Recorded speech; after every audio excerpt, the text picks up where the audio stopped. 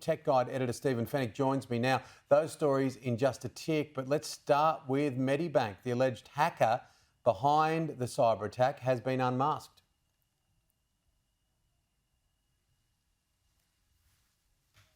This one, the Australian government, using their international cyber sanction powers for the very first time, cooperated with the US, the UK and New Zealand to uncover the person allegedly responsible for the Medibank cyber attack.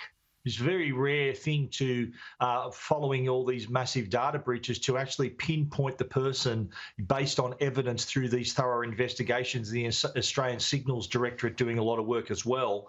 Being able to actually unmask this person and remove their anonymity, that's what cyber criminals rely on, is them sort of lurking in the shadows.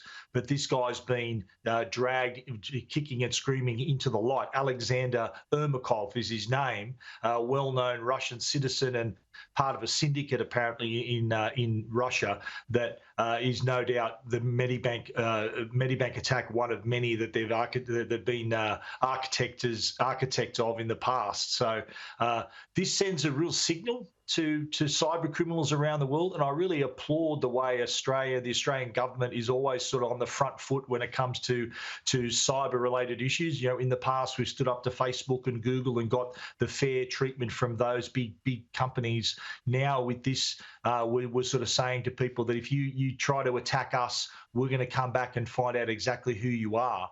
They've set up sanctions as well against Ermakov, financial sanctions. So people who are doing business with him, dealing in cryptocurrency, paying him ransomware, they face similar sanctions and up to 10 years in prison. He's also got a travel ban. I'm not sure whether he ever actually planned to come to Australia, but he won't be able to do that now because of the travel bans as well. So all in all, it sends a great message to any cyber criminal who thinks Australia is an easy target. They better think again, because based on this investigation, you could be exposed. The Optus outage was bad, but now we're finding out it was way worse. Yeah, this is right. Optus revealed on the day, on the outage day, which was November 8, Optus said that there were only 229 people who couldn't access critical O emergency services. In the last few days, Optus has revealed on their own, they've come forward with this information. They said the figure is actually closer to 2,700. So it's more than nearly 10 times worse than what we perceive. Now, at the time, the then Optus CEO, Kelly Bayer-Rosmarin, in front of a Canberra Senate inquiry, said that they had conducted calls to those 228 or 229 people and to welfare checks to make sure they were okay. Thankfully, they were. Now, they've got another 2,468 people to check on. No word on whether anyone was affected, whether anyone perhaps might have lost their life as a result of not being able to reach O because of Optus. But they are saying they are writing to these customers, not just calling them. They're writing to them. I think, you know, they're a telco. Pick up the phone and get in touch as best you can. But this was part of their investigation and past some of the information that they had to pass on to ACMA, the Australian Media Association. So they had to provide this information anyway, and they came forward with this news that there was 10 times more customers that were affected. But still, they've got to go through those welfare checks 10 times more than what they thought. Now, what about this new gear from Netgear?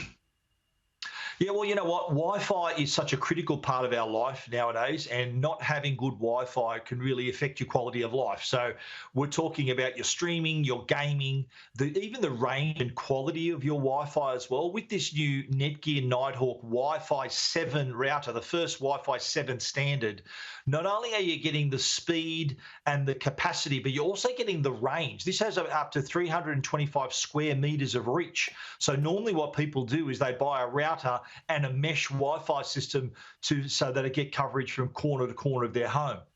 This is an all-in-one product that gives you the range, gives you the capacity. This can handle up to 200 devices on your network. So you think of all your smart devices, all your TVs, your consoles, all those other devices, of course, your phones, your laptops, tablets, but all those other smart devices has a capacity of up to 200. So it's got you covered for your speed, it's got you covered for your capacity, gives you great range as well. That means you don't need to buy a mesh Wi-Fi system. Now, with that in mind, it's a $1,500 router, so that just remember, you're getting a great router, but also you don't need to get a mesh Wi-Fi system because you're getting great range from the built-in 3D antennas. So really a product that can future-proof your wireless network at home, make sure everyone's being able to stream 4K, play those games fast and easy, and be able to browse to your heart's content as well. Yeah, absolutely. One day I want to talk to you. You mentioned it in your Optus chat about how they're not saying pick up a phone. I rang someone, a big organisation the other day, and said, to help communication, to help transparency, we're doing everything online. They need to start thinking about having people on the other end of phones, not just for you and I, but mostly for older people who don't have a lot of the technology. It's ridiculous. Let's do it as a chat point sometime over the next few weeks, huh? 100% agree, mate. Yeah, no worries. Thanks, Timmy. Thanks, Fenech.